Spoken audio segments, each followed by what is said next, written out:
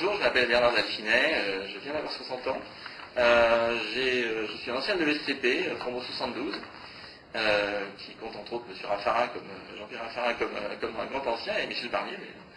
Et j'ai passé 34 ans chez ExxonMobil, la société SO en France, filiale SO en France, où j'ai occupé différentes fonctions. J'ai commencé dans les ventes, et puis j'ai passé pas mal de temps à la logistique, à la direction des finances. J'ai été directeur administratif financier d'une filiale.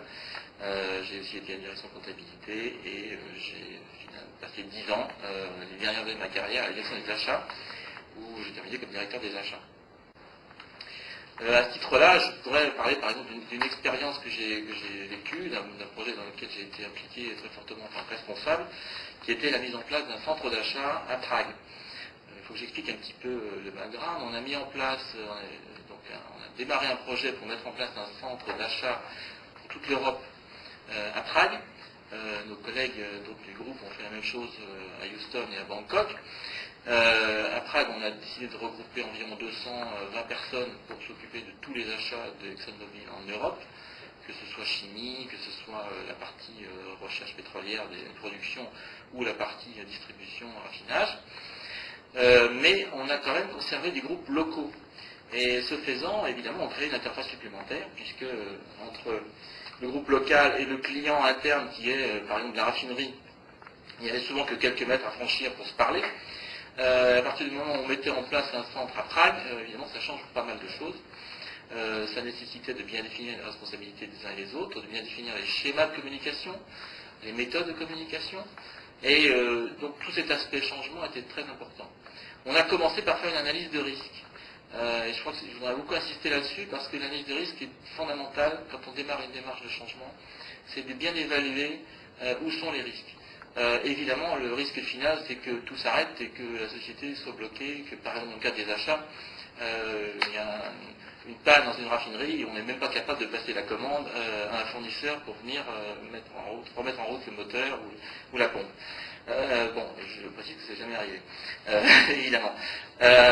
Donc l'analyse de risque est très importante, et on a fait cette analyse avec l'aide des gens localement, donc des clients internes. Ça s'est organisé autour de plusieurs axes. Le premier, c'était évidemment la barrière de la langue.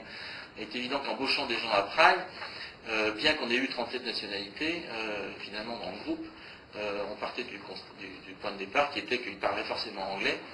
Mais il faut savoir, dans les usines, en Italie, en France, en Allemagne, etc., les gens ne parlent pas anglais.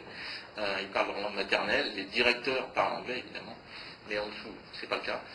Et donc il fallait impérativement que les gens puissent parler la langue. Donc il fallait trouver des gens qui soient, on va dire, business fluents, donc capables de travailler en business, pas forcément de parler de littérature, mais d'être capables d'aligner les 500 ou 600 mots et les phrases qui vont bien pour pouvoir bosser avec quelqu'un qui est à l'autre bout de la ligne, que ce soit au mail, que ce soit au téléphone.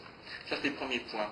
Le deuxième point, c'était évidemment lié aux différences culturelles, parce qu'embauchant des gens de Prague ou même d'autres nationalités, et certains qui ont des différences culturelles, on ne peut pas traiter dans certains pays les gens de la même manière, que ce soit au niveau de la politesse, au niveau de l'approche, etc. Il y a des gens qui sont très sensibles à ça, et puis il y a des approches, je dirais, plus ou moins cartésiennes, qui peuvent exister selon les origines. Donc on a essayé de faire des choses autour de ça.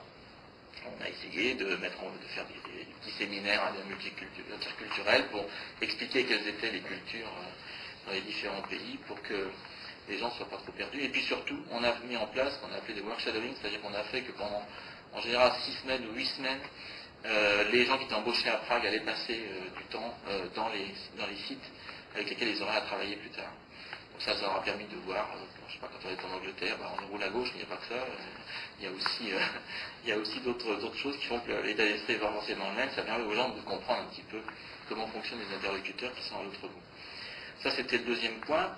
Le troisième point était plus organisationnel. Alors ça, c'est un peu plus de la mécanique, c'est de mettre en place les circuits de communication entre les trois groupes.